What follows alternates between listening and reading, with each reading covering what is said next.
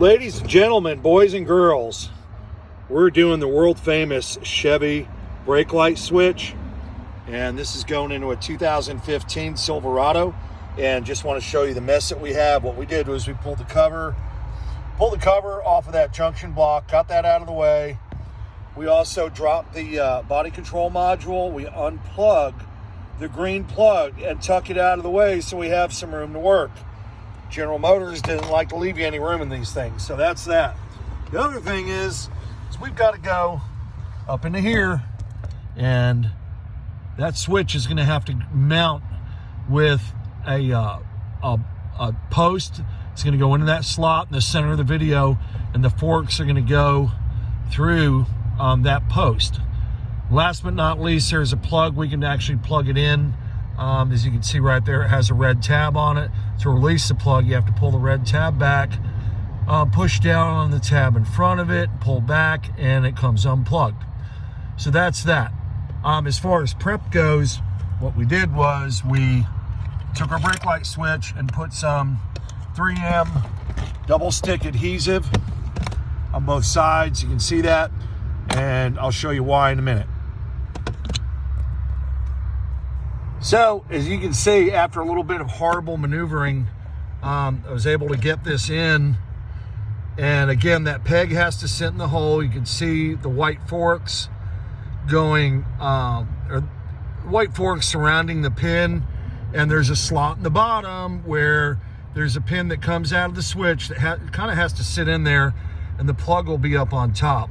Now, the tricky part is I'm going to have to use two hands to kind of maybe wiggle this around a little bit because I have to get the bolt started. Here's the secret to doing this. To get that bolt started, take a piece of hose and put some hose over this bolt. This is just a hex head bolt. Put a piece of wiper hose over it or something so you can at least get it started. If you look and see, the threads don't go all the way to the end. There's a little bit of it's not threaded at all, and that's the secret, is to get that to seat inside of the brass insert inside of that beautiful brake light switch.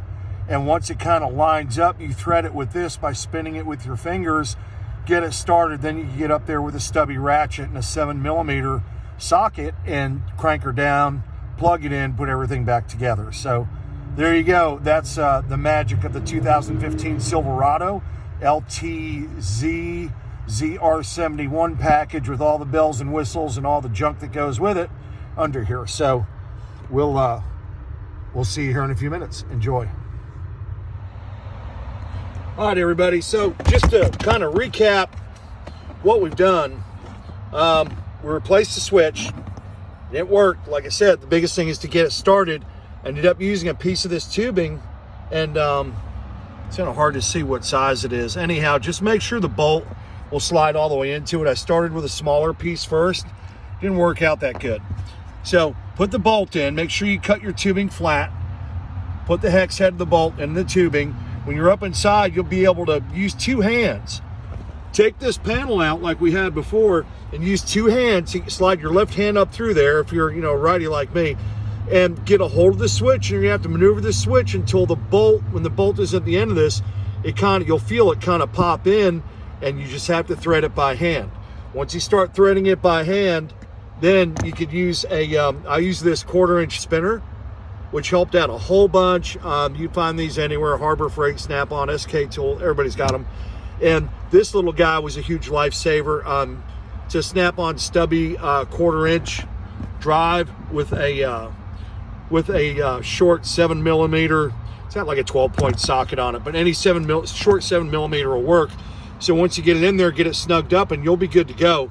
And the ultimate test, of course, is when you step on the brake, the lights come on. So we were able to do that. And there's my test. I don't have to go far.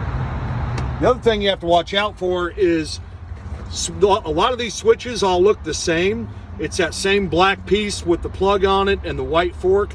They look the same, but they're not all the same. There's multiple part numbers. I will tell you this. The standard electronics 636 will not work on this truck. The only time it works is when you really have to push this brake down, like way down to get your brake lights to come on. And if you got cruise control and all that other stuff, your cruise will work, but your stable track will be off. So the cure to this is to make sure you have the right switch, and I'll get you that part number here in a second. Just stand by. This was the proper switch, 13597422. You grab that barcode, QR code. That may be the right one, I'm not sure. But anyhow, I got a GM genuine switch. Do not go with the standard 636L. I even tried breaking them and fooling around with them to like get it to maybe set up a little bit further so it would work. It wasn't worth the effort because the electronics won't work. Stable track won't go off. Here's the original. So there's the original one that broke, that was internally broken. I just broke it pulling it out. I got pissed off at it. Here's the replacement I got from a reputable auto parts supplier, and they showed 636 as the part. Amazon and a few other places showed it as well. Don't fall for that fucking bullshit. It's not worth the time and aggravation. Just shop around. You'll find this switch for about 25, 26 bucks. 13597422. And the way to figure out if it's working or not is as soon as you kind of tap on that brake pedal after it's installed, it's fine. You also can wait. You can wait, but you have to get, this is spring loaded. So it has to be at a certain position to be at zero, if you will. Then once it's at zero, you step on the brake and this thing will kind of move down to the proper position or a certain range for brake light on, brake light on, or brakes not applied. Brakes on, brakes not applied. So it has to be just right. If it's not right, stable track won't work. Your brake lights, you'll really have to stomp on it. You can get ass-ended. So there you have it, gang. I hope this saves you some time and money because General Motors can suck my fucking ass on this one. I've never seen a brake light switch like it. Enjoy.